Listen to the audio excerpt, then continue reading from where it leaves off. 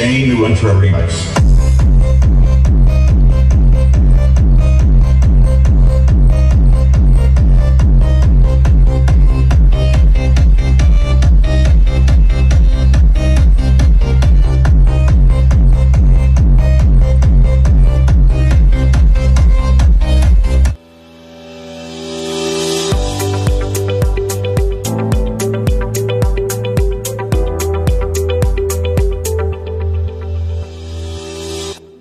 นะครับก็สวัสดีครับ FC ทุกท่านนะครับวันนี้จะมาทดสอบระบบเสียงนะครับ15 นิ้วออเดอร์6นะครับเป็นยังไงเดี๋ยวถามคนขายนิดนึงนะครับสวัสดีครับครับสวัสดีครับอันนี้สูตรอะไรนะครับตัวนี้15จะเป็นออเดอร์6ครับตัวนี้ก็เสียงกลางนะเสียงกลางก็จะเป็นตู้ PS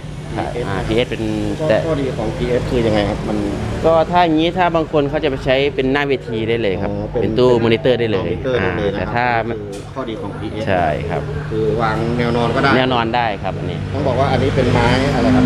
เซตนี้จะเป็นไม้อัดครับเป็นเซตไม้อัดตาภูเขาเลยครับตัวนี้ชุดนี้คือไม้อัดนะครับใช่ครับสำหรับคนที่ชอบไม้อัดนะครับใช่โดนน้ำได้พวกนี้เวลาเราใช้งานก็โดนน้ำโดนอะไรได้มากก็คือมันจะทนแรงกระแทกได้ดีกว่าก็ถ้าอายุการใช้งานมันก็จะนานกว่าแล้วก็เวลาเราอัดเบสหนักพวกไม้จะไม่มีปัญหาเรื่องปีเรื่องแตกอะไรเงี้ยครับเรื่องแตกหมายถึงเวลากระแทกเบสใช่ครับเป็นเซตของไม้อัดนะครับครับผมดอกก็15 นิ้วนะตัวนี้ดอกจะเป็นดอกทั้มโครงหล่อครับผมตัวนี้ครับผมทั้มโครงหล่อใช่ครับผมแล้วก็จะเป็นตัวถ้าตัว PS ก็จะเป็นตัวกิฟต์ใส่กิฟต์ให้เลยครับตัวนี้กิฟต์นะครับแล้วก็มี power นะครับpower ก็จะเป็นขับเบสตัวหนึ่งกลางแหลมตัวหนึ่งครับผมแล้วก็เป็นปีคอร์สตัวหนึ่งครับอันนี้ก็เป็นชุดของไม้อัดนะครับใช่ครับทดลองฟังเสียงนะครับดอกของทรัมป์นะครับแล้วก็เสียงกลางกริปนะครับเป็นไม้อัดนะครับอันนี้เซตไม้อัดนะครับเดี๋ยวผมถ่ายฟังเสียงระยะไกลสักหน่อยเดี๋ยวค่อยฟังเสียงระยะใกล้นะครับเป็นชุด2x2นะครับก็ถือว่าเป็นชุดมาตรฐานนะครับสำหรับการเป็นราคาเริ่มต้นของชุดนะครับถ้าต้องการเพิ่มเบสก็เพิ่มได้อีกนะครับเป็น4x4นะครับเพราะว่ามี power 2ตัวนะครับปีคอร์ดตัวหนึ่งนะครับก็คือสามารถขับได้อีกเบสก็4ดอกนะครับเดี๋ยวฟังเสียงกันนะครับวันนี้ให้ฟังเสียงยาวๆนะครับผม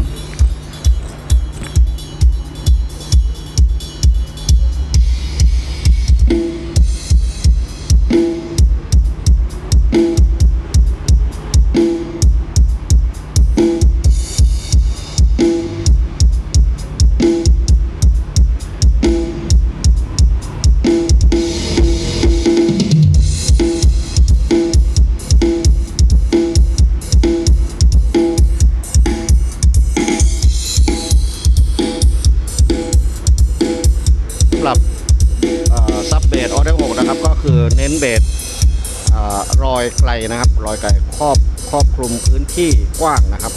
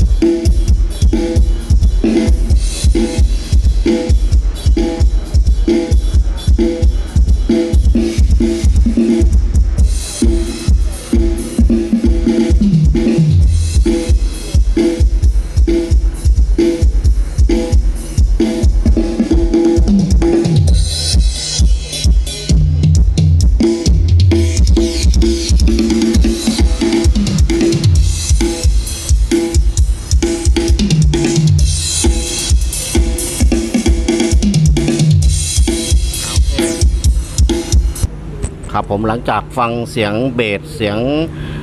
มิดโลนะครับก็คือเดี๋ยวลองฟังอีกสักเพลงนะครับเพื่อให้มันทดสอบว่าเบสมันแน่นขนาดไหนนะครับอันนี้เป็น15 นิ้วออเดอร์6นะครับดอกของทรัมป์นะครับ โอบอ้อมแล้วก็ของกิฟนะครับเสียงกลางชุด 2x2 ไม้อัดแท้นะครับ power 2 ตัวปีคอร์ส1ตัวนะครับก็คือสูตรมาตรฐานอยู่แล้วนะครับ เดี๋ยวฟังดูอีกเสียงหนึ่งนะครับเพื่อเป็นการทดสอบเสียงนะครับคุณภาพเสียงเบสนะครับหนักขนาดไหนนะครับออเดอร์6นะครับสำหรับคนรักออเดอร์6พลาดไม่ได้นะครับชุดนี้ไม้อัดแท้ก็สามารถทนน้ำได้นะครับป้องกันการกระแทกของการเปิดเสียงระยะเวลานานๆนะครับก็ราคาก็จะอัพขึ้นไปจากไม้ปาร์ติเคิลนะครับสำหรับคนที่ชอบนะครับผมก็ส่วนมากคนที่ใช้งานนานๆจะใช้สูตรนี้นะครับก็คือไม้อัดแท้แล้วก็ออเดอร์6นะครับ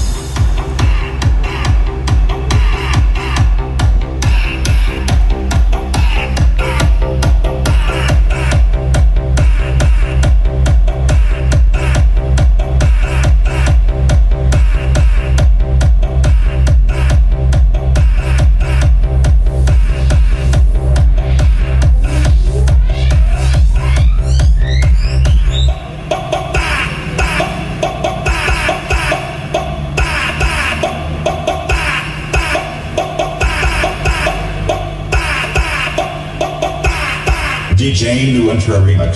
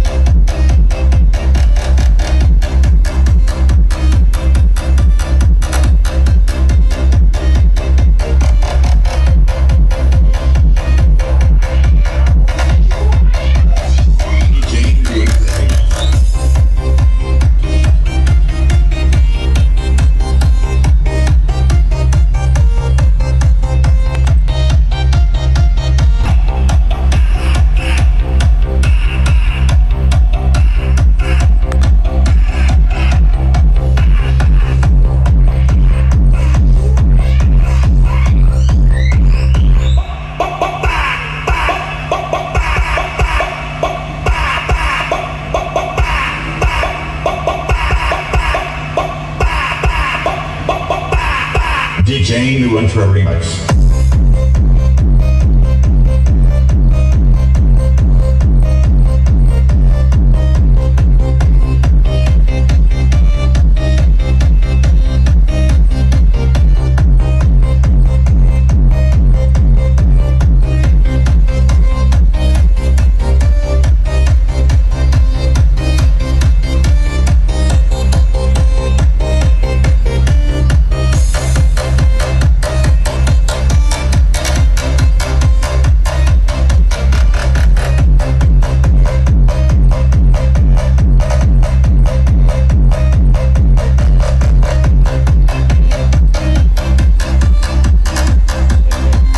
นะครับเมื่อกี้ก็เป็นการทดสอบนะครับคุณภาพเสียงเบสนะครับคือต้องบอกว่าจริงๆแล้วสูตรออเดอร์6นะครับเบสมันจะลอยไกลนะครับอาจจะไม่กระแทกตรงด้านหน้าเท่าไหร่ใช่ไหมครับต้องการ เพราะเบสจะออกนุ่มๆหน่อยครับ สาเหตุที่มันไม่กระแทกระยะไกลเพราะอะไรครับ ตัวนี้มันสูตรตัวนี้เบสมันสไตล์เบสจะออกนุ่มๆคือมันจะไม่กระแทกครับเพราะว่ามันจะไม่เหมือนพวกหน้าปิดพวกBV พวกเทอร์โบอะไรเงี้ยใช่เป็นตู้สุญญากาศนั่นเอง ออเดอร์6ก็คือมันจะเน้นเสียงลอยไกลนะ ลอยไกลข้างหน้าจะไม่หนวกหูข้างหลังก็ได้ยิน นะครับอันนี้ก็เป็นการทดสอบว่าเสียงเบสมันกระแทกขนาดไหนนะครับก็คือใช้น็อตตัวนี้นะครับพวกที่เปิดใกล้นิดนึงนะครับคือไม้อัดอย่างนี้ราคายังไงครับชุด อ๋อถ้าตัวเซตไม้อัดตัวนี้เหรอครับถ้าเซตไม้อัดตัวนี้ก็ทั้งเซตตัวนี้ก็ดอกแต่ว่าดอกนี้จะใส่โครงหล่อก็ถ้าเปรียบเทียบกับ ถ้าว่าเสียงจริงก็จะต่างพวกไอ้ไม้ปาร์ติเกิลแต่ว่าราคาก็จะเพิ่มขึ้นมาหน่อย ครับผม ตามราคาตู้มัน อันนี้เป็นโครงหล่อด้วยก็ยิ่งเพิ่ม ดอกก็จะเพิ่มขึ้นมา แต่ว่าถ้าเราไม่ได้แบบถ้าเน้นไม้แต่ว่าไม่ได้เน้นดอกแบบว่าเอาแบบเต็มที่ก็ใช้โครงปั๊มก็ได้ครับ โครงปั๊มนะครับ ราคาก็จะ ราคาโครง ซอฟต์ๆลงมาหน่อย ประณเท่าไหร่ ถ้าเป็นโครงปั๊มก็ชุดหนึ่งก็จะตกไปสอบประมาณ26,000ครับผม 26,000ทั้งเซตเลยนะครับ ทั้งเซตเลยครับผมแต่ว่าได้เป็นไม้อัดเลยเซตไม้อัดเลย แต่ว่าดอกคือจะสเปครองลงมาหน่อยนึง อันนี้คือถ้าอยากได้